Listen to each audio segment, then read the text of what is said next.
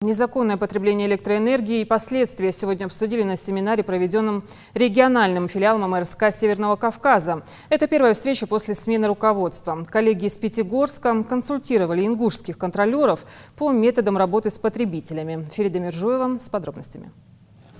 Возможность рассказать о трудностях работы, а где-то получить дельный совет от начальства здесь никто не упускает. В зале контролеры, юристы, директор регионального филиала МРСК Северного Кавказа и сотрудники компании из Пятигорска. После смены руководства это первое общее совещание, поэтому вопросов для обсуждения накопилось немало. Сейчас списки, вот эти счетчики искать. Как можно по этим счетчикам искать людей? Я не пойму как. Прислали без улицы, без номеров, без дом номеров. А как вы по ним, вот я вам встречный вопрос, а как вы по ним каждый месяц собираете показания? Как-то же вы их собираете по этим счетчикам? Вот я и говорю, сейчас сходите туда и найдите их. Не менее остро стоит проблема с агрессивными неплательщиками. Очень часто контролеры на местах сталкиваются с недопониманием со стороны населения. Причем нередко дело доходит и до драк. Энергетики просят привлечь к рейдовым мероприятиям сотрудников правоохранительных органов. Участковые были, все были, да. По телевизору показывали. Камер, не стесняясь, кидались на людей. Участковые сбежали, она лично свидетель был.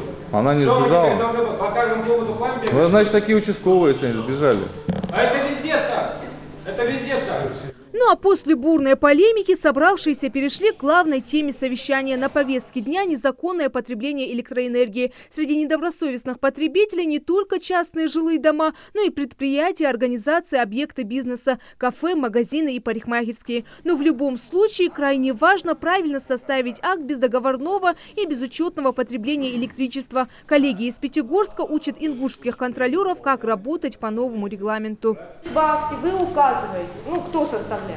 То есть указываете электромонтера, указываете представителя безопасности, указываете представителя юридической. Электромонтер вы имеете в виду именно и в РЭСе, который в транспорте находится? Незаконное потребление электроэнергии не только наносит ущерб сетевой компании, она недополучает средства, которые планируется направить на дальнейшее развитие электросетевого комплекса, но и снижается надежность и качество услуг. В результате заложниками ситуации становятся добросовестные потребители. Чтобы стимулировать население заключать договоры с компанией-поставщиком электроэнергии, в ингушском филиале МРСК запускается пилотный проект. Система учета, которая она будет первая в стране, в России у нас. Вот. И такая достаточно высокого уровня. И хотим к этому времени, чтобы мы сами были готовы к ее эксплуатации. Чтобы она помогала и нам, и потребителям, чтобы они понимали свое потребление, где можно сэкономить. Вот дальше, мы думаем, перейдем уже на дневное, вечернее потребление. Здесь какие-то моменты будем прорабатывать. Сначала нам надо пройти этот первый этап.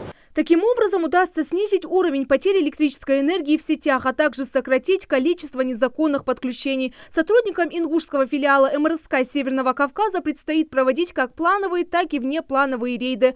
А жителям республики напоминают, за хищение электричества федеральный закон предусматривает административную, а в некоторых случаях и уголовную ответственность. Нарушитель должен будет возместить ущерб, нанесенный компании, а это обходится гораздо дороже, чем платить вовремя и по тарифу. Ферида Миржоева, Сулумбек Аздоев, Новости 24.